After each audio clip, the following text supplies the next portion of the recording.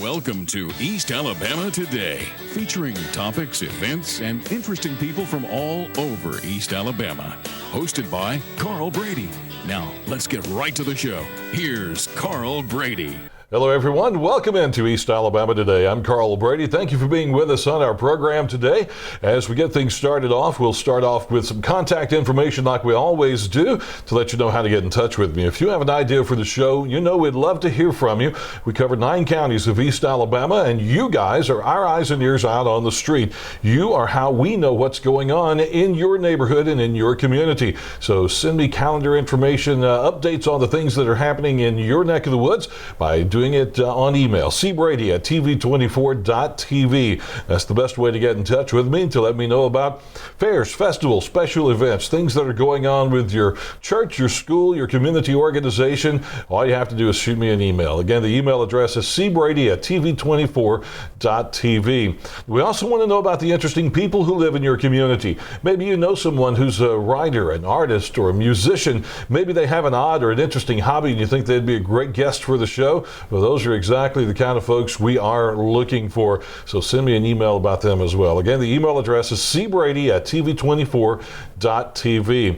And remember that you can always go online to catch up with the show if you happen to miss an episode of the show, or you'd like to review some of the information you saw on a recent show. Just go to our website, tv24.tv, go to the on-demand section, click on East Alabama Today, and there's a whole series of East Alabama Today shows right there online at your fingertips to watch at your convenience.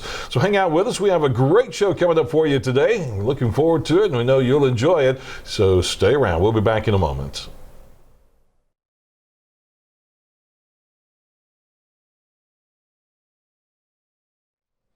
Hello, everyone. Welcome into East Alabama Today. Thanks for joining us on our program. And our guest today is a familiar face to TV24 viewers. It's Kay Moore from Downtown Gadsden Incorporated. Kay, welcome to the program. Always a pleasure to have you on here with us. I appreciate you having me to get the good word out of what's going on downtown. And a lot of good stuff going on downtown. And we're going to get to all of it. There's several things that are happening just over the next few weeks.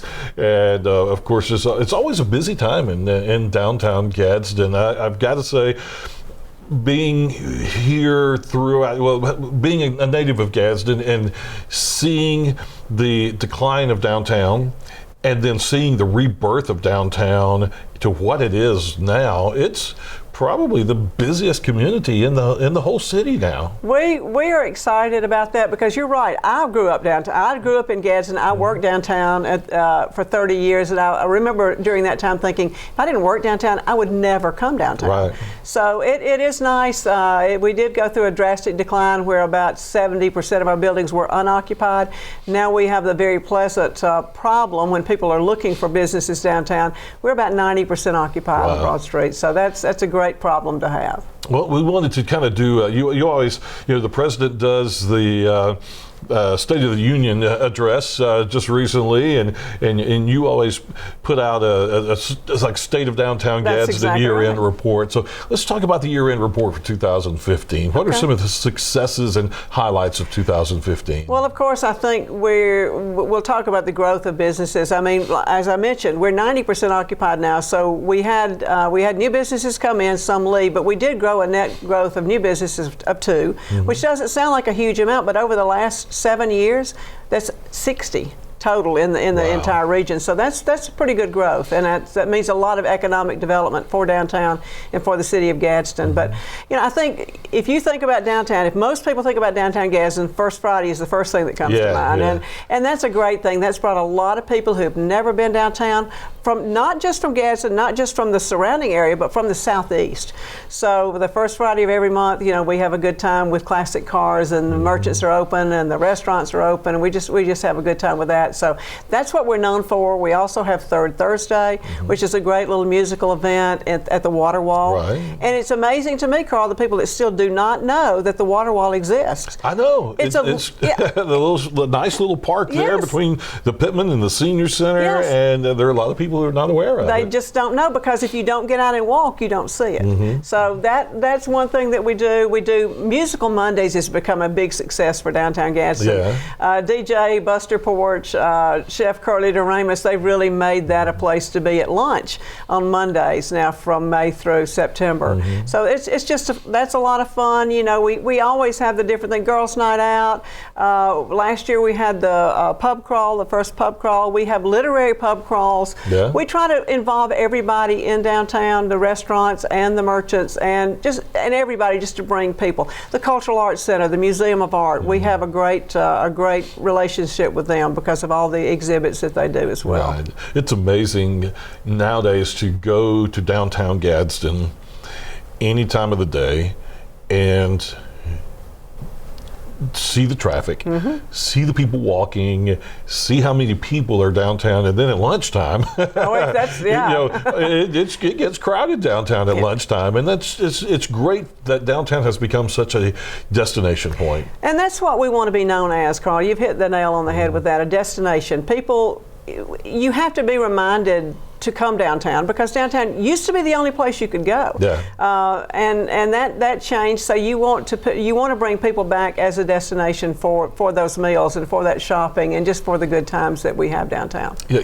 getting the downtown merchants on board and getting those buildings occupied is a big part of that. There was a time when you would try to have an event in downtown Gadsden, and the first thing the merchants would do would be complain and close their doors. That's true. And then it's useless to have an event downtown if the merchants aren't going to participate. But they all have a different attitude now. They stay open late.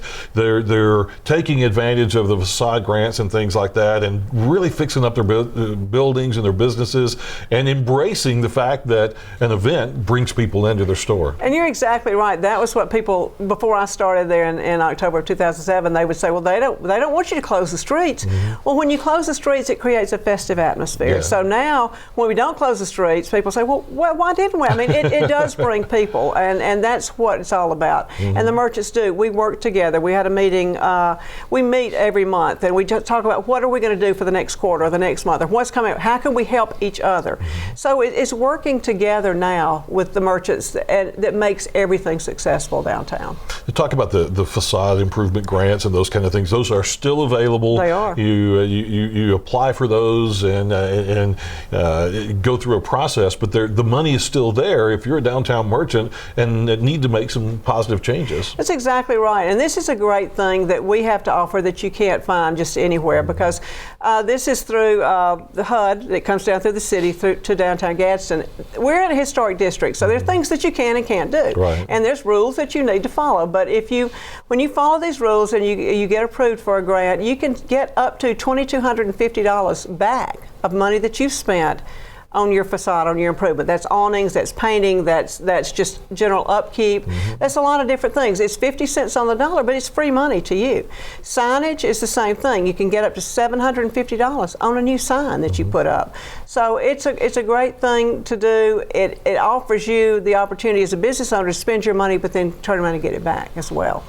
You're still working toward, without giving away details or anything, you're still working toward making downtown also one of those areas that has some nice apartments and loft living. There are already some there, but I always think of the 2nd Avenue Historic District in Nashville when I think about what downtown Gadsden could be. Stores, restaurants, nightclubs, and then big time lofts, offices, or apartment style living on the upper floors of these beautiful downtown buildings. So that is the truth. I mean, that's the case because now we have 13 loft apartments downtown. We have someone that's bought some property, and the plan is for 7 additional lofts there. We have another piece of property that hopefully at some point in the future will be loft living. When you have people living downtown, the synergy that creates with people walking around at night and going to the different restaurants, they live downtown,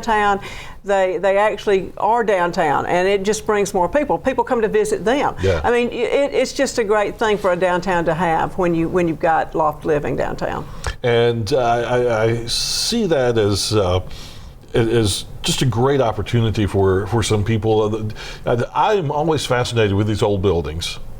And then occasionally you run into stories about the upper floors, because when you drive through downtown and you look up, you see it's kind of hard to tell whether anything's in the upper floors of any of these buildings or not. And most of them, or a lot of them anyway, they're not using those upper floors for anything other than storage. And then you hear somebody will tell a story about, we decided to use our upper floors, cleaned them out for the first time in 75 or 80 years, and we found some amazing stuff up there. And that always fascinates me to hear those stories. I want to go explore the upper floors of some of those buildings. It's really different. Some of them are long and narrow. And some of them even have skylights in them. That's what it was amazing to me.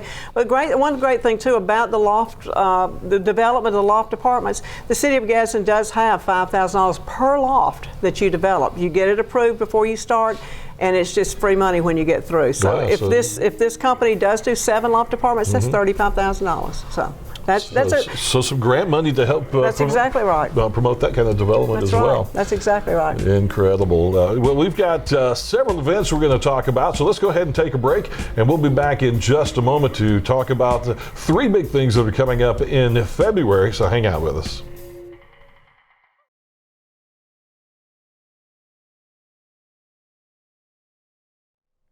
Well, we welcome you back in to East Alabama today as we're talking about Downtown Gadsden, Downtown Gadsden Incorporated. Kay Moore is our guest, and all the fun things going on around downtown. Like we said, it's become a busy area. I do want to mention, too, Christmas shopping in downtown. With the warm weather we had in December, even though we had some rain, when I had my time off for Christmas, I actually parked in one spot and walked around downtown and stopped in several stores and did some of my Christmas shopping downtown. And it feels good. There's just a nostalgic, comfortable feeling about doing that. I don't know what it is. The merchants appreciate that. That's what makes downtown, when people will actually take the time to come and just shop and walk and see. So thank you, Carl, for doing that. Yeah, absolutely. And you may not be able to park directly in front of the store you want to park in front of, because it does get busy down there.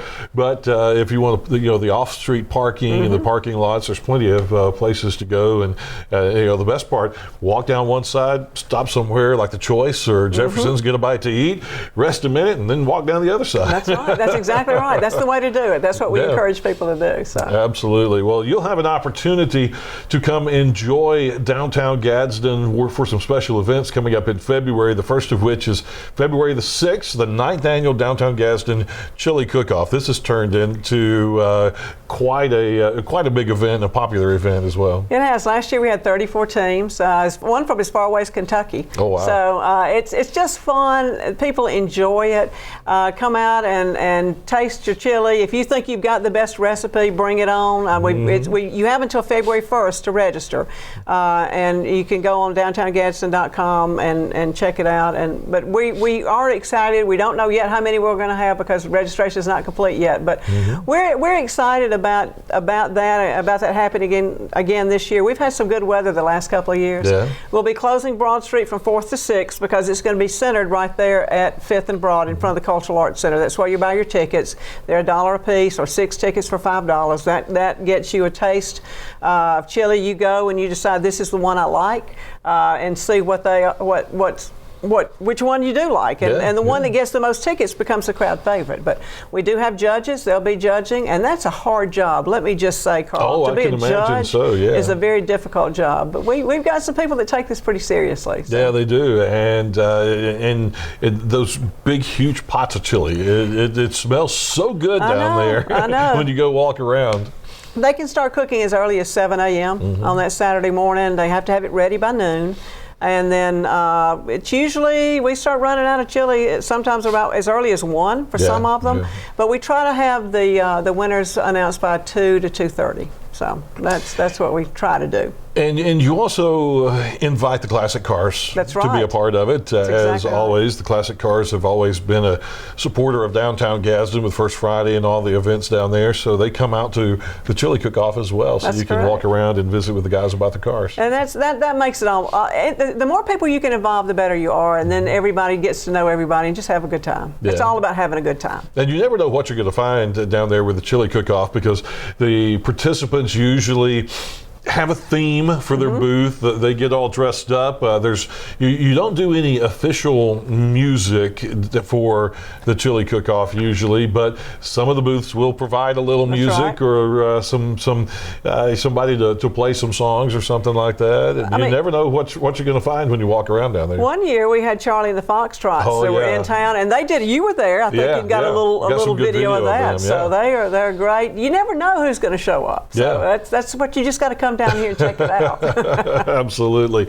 And with that dollar per ticket, and that's how you vote. You can go and you can sample several different chilies, or you can spend all of your tickets on one particular chili, however you want to do it. And I mention this every time, but I just cannot get past the possum chili that the folks from Ballplay had. I still wonder, was it possum or not? Yeah, I really, I don't know. I tell you, I'd love it if they would come back just so we could try that one more time. One more time, just to test it out and check it out. Well, just a few days after that, you have an event. How often do you guys have the girls' night out? Because it's a recurring event. It's not just a one-time thing. It's quarterly. Normally, we have it every quarter. This one's going to be Thursday, February 11th. And it'll be kind of in conjunction with Valentine's Day. There's two great things. Husbands, tell your wife, just go shopping. Pick out her own Valentine present. That gets you in good graces. You've got the kids. You do supper. And but we're also going to do with some chocolate that night, too. The different stores will have chocolates. Thinking about if you visit all the stores, you will get it and maybe win a prize, maybe a basket or something that they put together. So it's just going to be a lot of fun that night from 5 to 8. It's just extended hours for you to come down and shop, bring your girlfriends, come out and eat, and then go shop and just have a good time. So you're just catering to the ladies one night every once in a while, and usually, especially the boutiques and the stores downtown that cater to women anyway, really have some good fun things going on. There may be a wine tasting going on in one place, another place may have some music going on. So the merchants really get into the girls' night out as well to make it fun. That's right. As we were talking about this morning, they're all individual stores, so they're all going to do their own thing. But they'll have food, they'll have beverages, they'll have whatever, they'll have music. It's just going to be a fun night for everyone. Music has become a huge part of the life of Downtown Gadsden, from all of the music that happens on First Fridays. You mentioned the Third Thursday concerts at the Water Wall. And now the Party with a Purpose at the Pittman, which is on a Sunday afternoon, the 16th. No, 23rd. The 23rd, I'm sorry. Yeah, there we go. I hope it says the 23rd. 21st. 21st, you're right. Yeah, there we go. Goodness gracious. Yes. There it is, Party with a Purpose. Yeah, don't listen to us, 21st. Just look what that thing says. Yeah, exactly.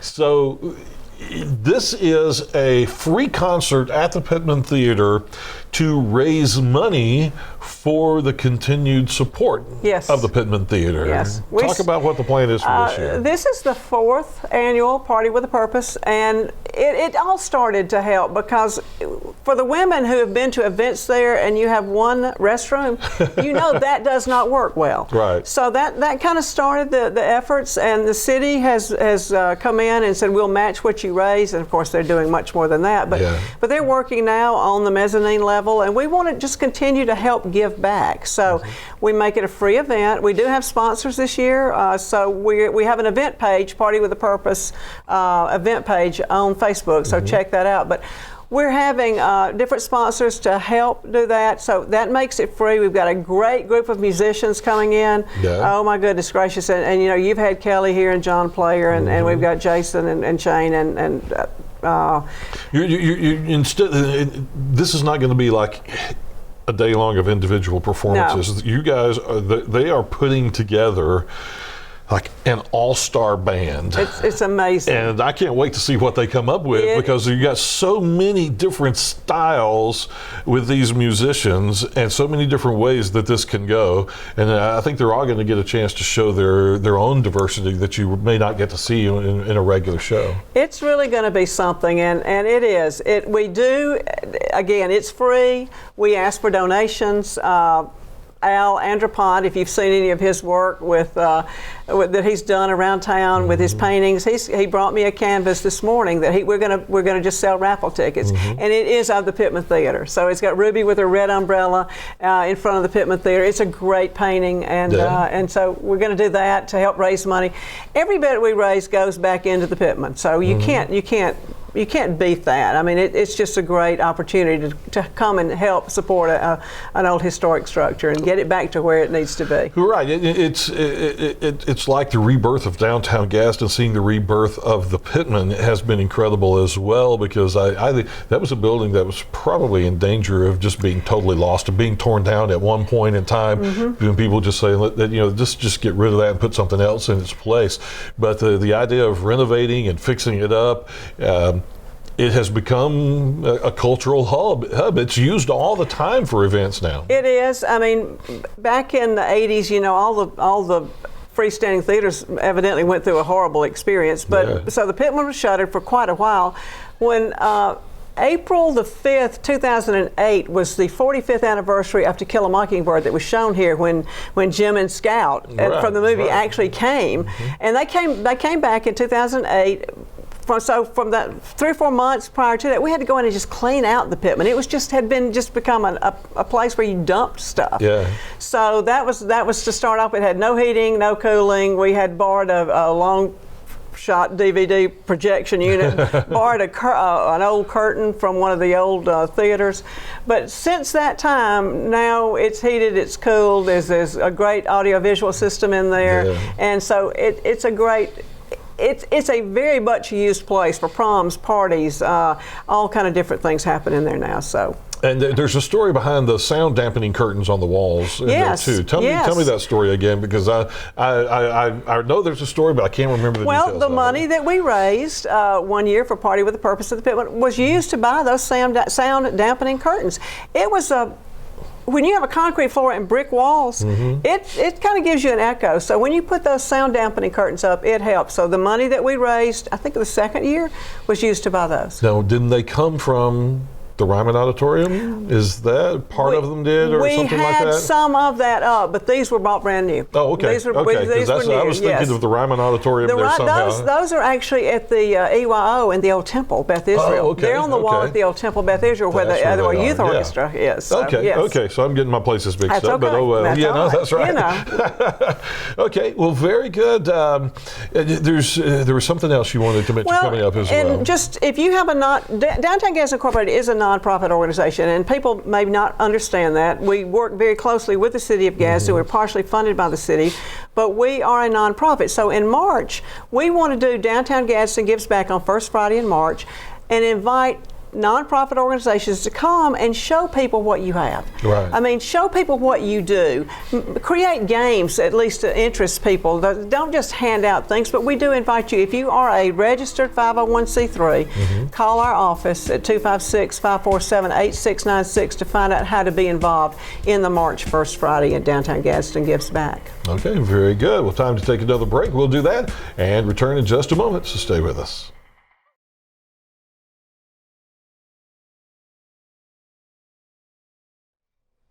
Well, time to wrap things up here on East Alabama today as we talk about Downtown Gadsden with Kay Moore.